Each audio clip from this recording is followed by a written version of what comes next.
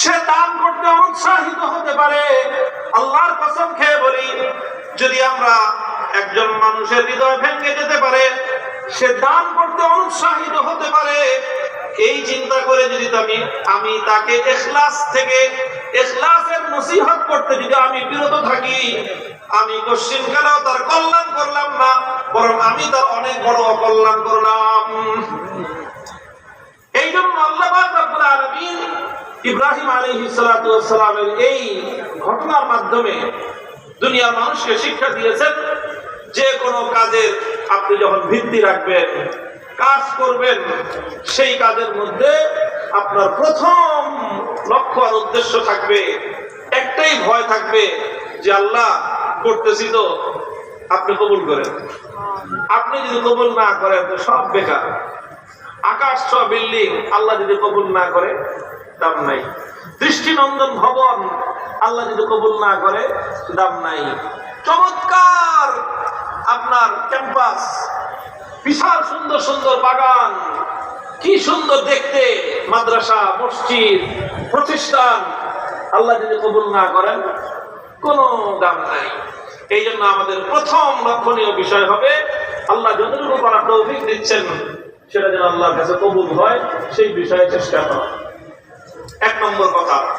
দুই নম্বর যে দোয়া ইব্রাহিম আলাইহিস সালাম করলেন, রব্বানা ওয়াজআলনা মুসলিমাইনি লাকা ওয়া মিন যুররিয়্যাতিনা উম্মাতান মুসলিমাতান লাক ওয়া আরিনা মানাসিকানা ওয়া তুব আলাইনা ইন্নাকা আনতাত তাওয়াবুর রহিম।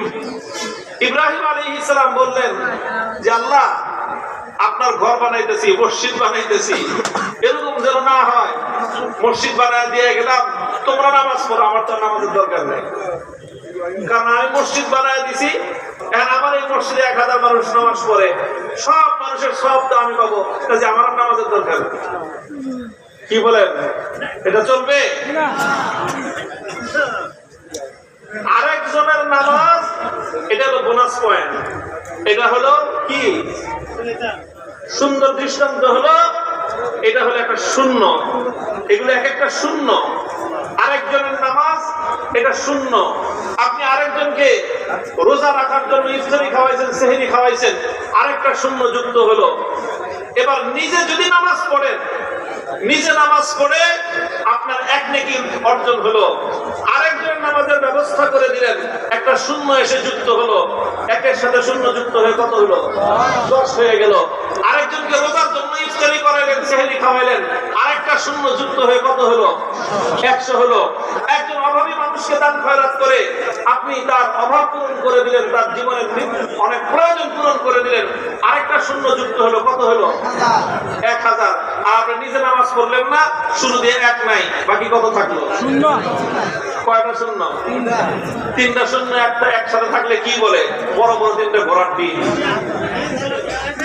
বড় বড় 3টা ঘোড়ার ডিম। এই ঘোড়ার ডিম দিয়ে কোনো কাজ হবে না যদি আপনার নিজের বুনিয়াদ, মৌলিক জিনিসটা নিজের না থাকে, তাহলে ফাও আর বোনাস দিয়ে 11,000। কথা ঠিক কিনা? এই জন্য ইব্রাহিম আলাইহিস সালাম এই দোয়া করতেছেন, রব্বানা ওয়াজআলনা মুসলিমাইনি লাক। আল্লাহ, আমাদেরকে দিয়ে আপনি আল্লাহর ঘর বানাইতেছেন, আমরা যেন মুসলমান হিসেবে এই ঘরের আবাদকারী হিসেবে দুনিয়াতে সর্বপ্রথম 2 বাপ বেটা হিসেবে আমরা কাজ করতে পারি। আল্লাহ সে তৌফিক দান করেন।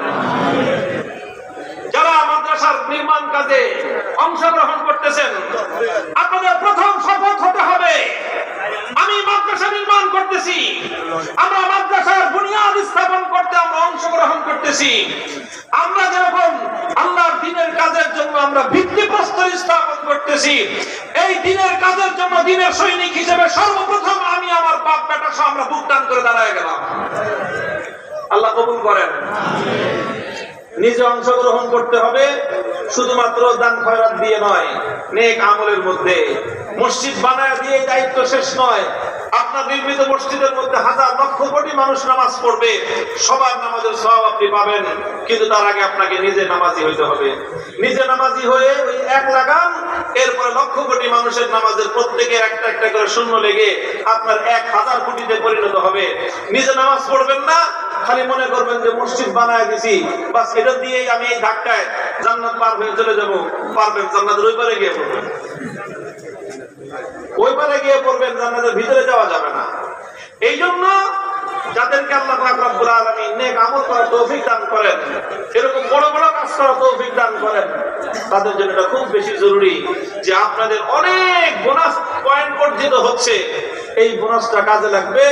আপনার যদি প্রিন্সিপাল অ্যামাউন্ট থাকে তাহলে বোনাসটা তার সঙ্গে যুক্ত হবে। প্রিন্সিপাল অ্যামাউন্ট যদি আপনার জিরো হয়, সমস্ত বোনাস জিরো হিসাবে থেকে যাবে, দুনিয়া আখিরাতে আপনার কোনো কল্যাণে আসবে না। এটা 2 নম্বর কথা। 3 নম্বর কথা, এটা এখানে সবচেয়ে গুরুত্বপূর্ণ। ওয়া মিন যুররিয়াতিনা উম্মাতান মুসলিমাতান লাক। ইব্রাহিম আলাইহিস সালাম দোয়া করলেন, আল্লাহ আমি আর আমার পোলা আমরা দুইজনই যেন শুধুমাত্র তোমার এই পথের শেষ ব্যক্তি না হই, বরং আমরা বাপ বেটা যেরকম তোমার ঘর নির্মাণ করতেছি, আমরা বাপ বেটা যেরকম তোমার বাইতুল্লাহ নির্মাণ করতেছি, আল্লাহ তোমার তৌফিকে ঠিক তোমার এই ঘর আবাদ করার জন্য আমাদের বংশক্রমে আমাদের সন্তান বংশের পর বংশ আমাদের বংশধারায় যেন তোমার এই ঘর আবাদ করার জন্য আল্লাহ নেককার সন্তান যেন আমাদের বংশধারায় পরিচালিত হয়। এই জন্য খুব ভালো করে মনে রাখবেন, এটা হলো অভিভাবকদের জন্য দায়িত্ব এবং কর্তব্য। শুধু নিজে ভালো পথে চললে হবে না, নিজে নেক কাজ করলেন এটাই দায়িত্ব সম্পন্ন নয়। নিজে নেক কাজ করা যেরকম দায়িত্ব, আপনার পরে আপনার সন্তান যেন আপনার এই নেকির ধারাটা অব্যাহত রাখতে পারে, সেটা আপনার তার চেয়ে বড় দায়িত্ব। মানুষের সন্তান দিয়ে মানুষের পরিচয় হয়। কি দিয়ে পরিচয় হয়? জোরে বলেন। আমরা বাংলায় বলি, বৃক্ষ তোমার নাম কি? বলেন, বৃক্ষ তোমার নাম কি? বাবা তোমার পরিচয় কি? সন্তান দিয়ে পরিচয়। বাবা কতটুকু দিনদার, এটার পরিচয় হবে সন্তান দিয়ে। একজন মানুষ কতটুকু দ্বীনের প্রতি, ইসলামের প্রতি, আল্লাহর প্রতি তার কতটুকু আন্তরিকতা, কতটুকু তার ভালোবাসা, দ্বীন এবং ইসলামের প্রতি তার কতটুকু হৃদ্যতা, হৃদয়ের কতটা গভীরে সে আল্লাহ এবং আল্লাহর দ্বীনকে ভালোবাসে, এর সবচেয়ে বড় প্রমাণ হলো তার ব্যক্তিগত আমল নয়, বরং এর চেয়েও বড় প্রমাণ হলো তার সন্তান সন্ততির দিক। আপনি নিজে মসজিদ বানান, নিজে মাদ্রাসা বানান, কিন্তু নিজের সন্তান সন্ততিকে কখনো নামাজও পড়তে বলেন না। আপনার সন্তান যেন দ্বীনের পথে থাকে, সেটা নিয়ে আপনার কোনো হেডেক নাই।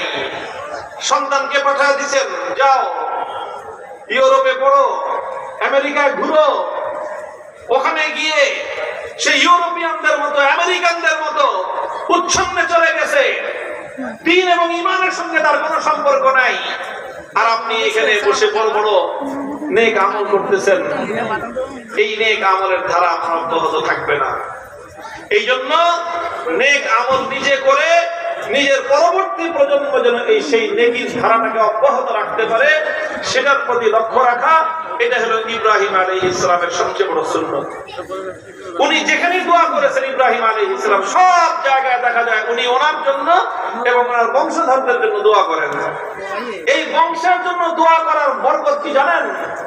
ইব্রাহিম আলাইহিস সালাম এরকম দোয়া করতেন বলে আল্লাহ পাক রব্বুল আলামিন তার বংশ পরম্পরায় মুহাম্মদুর রাসূলুল্লাহ সাল্লাল্লাহু আলাইহি ওয়াসাল্লামের মতো সন্তান দান করেছেন। আপনি দোয়া করেন, আসেন আমরা দোয়া করি, আমাদের পরবর্তী প্রজন্মের জন্য দোয়া করব, আমার যেই সন্তান জন্ম হয়েছে তার জন্য দোয়া করব, আমার সন্তানের ঔরসে যেই সব সন্তানরা জন্মগ্রহণ করবে তাদের জন্য দোয়া করব, তাদের ঔরসে যেই সমস্ত সন্তান জন্মগ্রহণ করবে তাদের জন্য দোয়া করব। কিয়ামত পর্যন্ত আমার ঔরসে যত সন্তান বংশানুক্রমিক ভাবে জন্ম নিবে তাদের প্রত্যেকের হেদায়েতের জন্য দোয়া করব, আর আমার সাধ্য অনুযায়ী আমি চেষ্টা করে যাব। এই চেষ্টাটা করতে পারলে আলহামদুলিল্লাহ, আপনি মানুষ একা, আপনি একটা মানুষ, কিন্তু কিয়ামতের দিন উঠে দেখবেন যে হাজার হাজার মানুষের নেক আমল আপনার আমলনামায় জমা হয়ে আছে। ইন্না ইব্রাহিম কানা উম্মাতান কানিতান লিল্লাহি হানিফান ওয়া লাম ইয়াকুন মিনাল মুশরিকিন। আল্লাহ পাক রব্বুল আলামিন ইব্রাহিম আলাইহিস সালাতু ওয়াস সালামের ফজিলত বর্ণনা করতে গিয়ে আরেকটা কথা বলেছেন, ইন্না ইব্রাহিম কানা উম্মাহ। ইব্রাহিম আলাইহিস সালাতু ওয়াস সালাম গণনার হিসাবে মাত্র একজন ব্যক্তি ছিলেন, একজন সিঙ্গেল পারসন, কিন্তু যদি ওনার জীবনের কৃতি দেখা হয়, ওনার কর্মকাণ্ড যদি ইতিহাস থেকে আলোচনা করা হয়, তাহলে ওনার কর্মকাণ্ড, ওনার কৃতিত্ব এত বেশি, গোটা একটা জাতি মিলে যেই কাজ করতে পারে। ইব্রাহিম আলাইহিস সালাতু ওয়াস সালাম একজন মানুষ হাজার লক্ষ কোটি মানুষের চেয়ে বেশি কাজ করে গিয়েছেন। কিভাবে কাজ করেছেন? তার বড় কাজটা হলো এই যে ইব্রাহিম আলাইহিস সালাতু ওয়াস সালাম একটা নেক বংশধারা নিজে চালু করে আল্লাহর কাছে দোয়া করে আল্লাহর কাছ থেকে মঞ্জুর করায় গেছেন। নিজে চেষ্টা করেছেন, নিজের ছেলেদেরকে মানুষ বানাইছেন, আল্লাহর কাছ থেকে দোয়া করছেন যে আল্লাহ তুমি আমার সন্তানদেরকে তোমার দ্বীনের পথে রেখো। আল্লাহ পাক কিভাবে দোয়া করা কবুল করছেন? ইব্রাহিম আলাইহিস সালামের দুই সন্তান ইসমাঈল এবং ইসহাক আলাইহিস সালাম। ইসহাক আলাইহিস সালামের ঔরসে বর্ণনা মতে শত হাজার পয়গম্বর দুনিয়াতে আসছেন, ইসহাক আলাইহিস সালাম থেকে ঈসা আলাইহিস সালাম পর্যন্ত। আর আরেক সন্তান ইসমাঈল আলাইহিস সালামের ঔরসে আর কোন নবী আসেন নাই, কিন্তু খাতামুন নবিয়্যিন মুহাম্মদুর রাসূলুল্লাহ সাল্লাল্লাহু আলাইহি ওয়াসাল্লাম তার আরেক সন্তানের ঔরসে জন্ম নিয়েছেন। কেমন পূর্বপুরুষ! এটা এমনি হয় নাই রে ভাই। যে কোনো নেক আমল করতেন ইব্রাহিম আলাইহিস সালাম, দোয়া করতেন যে আল্লাহ আমাকেও কবুল করো তোমার দ্বীনের জন্য, আমার পরবর্তীতে আমার সন্তান, তাদের উপরে তাদের সন্তান, আমার গোটা বংশকে তোমার দ্বীনের জন্য তুমি কবুল করো।